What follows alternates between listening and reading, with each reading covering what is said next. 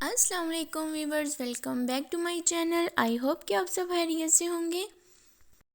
आज मैं आपसे शेयर करने वाली हूँ बॉन्टी केक रेसिपी। उम्मीद करती हूँ कि आपको पसंद आएगी। So let's get start. Necessary ingredients में है एग 3। इन एग्स को फोमिंग टेक्सचर होने तक अच्छी तरह से बीट करना है।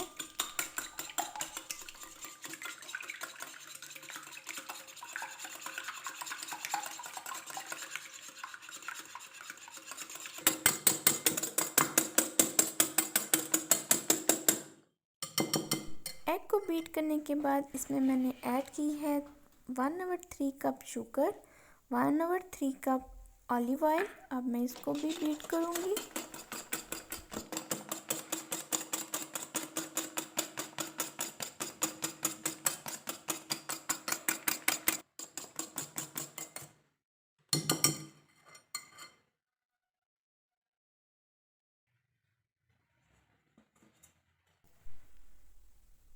मैदा ऐड करना है 1 कप,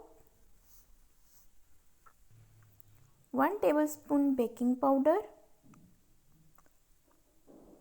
1/4 कप कोको पाउडर,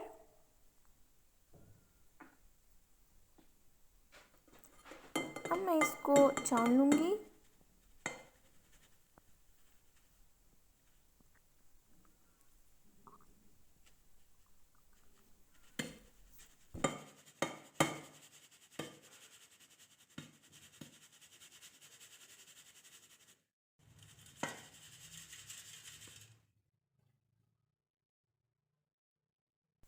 तमाम चीज़ें शामिल करने के बाद मैं इसको स्पैचुला की मदद से फोल्ड करूँगी।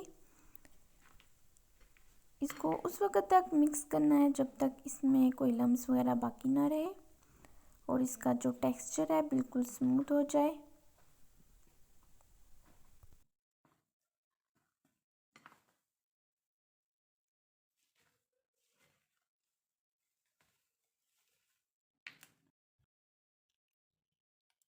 बैटर अब बिल्कुल रेडी है। अब मैं इसको बेकिंग पैन में शिफ्ट करूँगी।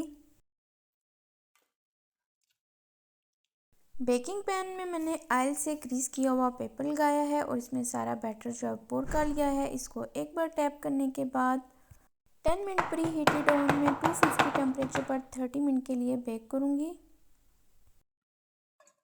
2 ग्लास लिया है फुल क्रीम मिल्क। बॉयल आने के बाद मैंने इसमें शामिल की है 1/3 cup sugar, 1 cup cocoa powder. अब मैं इसको मिक्स करूँगी। मिल्क को ड्राई करने के बाद मैंने इसमें ऐड की है 1/3 कप क्रीम। अब इसको भी मैं मिक्स करूँगी।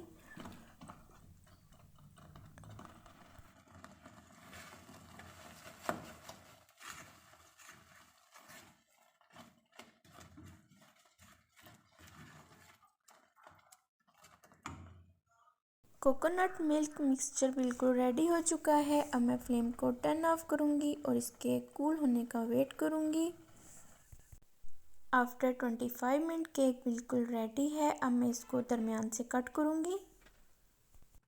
आफ्टर कटिंग मैंने प्रिपेयर कोकोनट से इसके ऊपर एक थिक सी लेयर लगाई है और केक की दोनों लेयर्स को मैंने फ्रेश मिल्क के साथ मॉइस्ट किया है। अब मैं केक के ऊपर से कोटिंग करूँगी। इस चॉकलेट लिक्विड को तैयार करने के लिए मैंने 1 टेबलस्पून कोको पाउडर और 2 टेबलस्पून कोकोनट ऑयल लेकर इसको ओवन में जस्ट हाफ मिनट के लिए वार्म किया है और इससे केक की कोटिंग कर ली है। और कुछ ड्राई फ्रूट्स को चॉप करने के बाद इनसे मैंने केक को डेकोरेट किया है। केक को हाफ आवर्स के लिए फ्रीज़र में रखने के बाद मैंने इसको निकाल लिया है। अब मैं आपको इसे कट करके दिखाती हूँ। अगर आपको ये रेसिपी अच्छी लगे तो इसे लाइक करें और दूसरे सोशल नेटवर्क्स पर शेयर करें। आप इस रेसिपी को ज़रूर ट्राई कीजिएगा। आपकी फैमिली इसको बहुत पसंद करने वाली है। And thanks for watching. अल्लाह हाफिज़।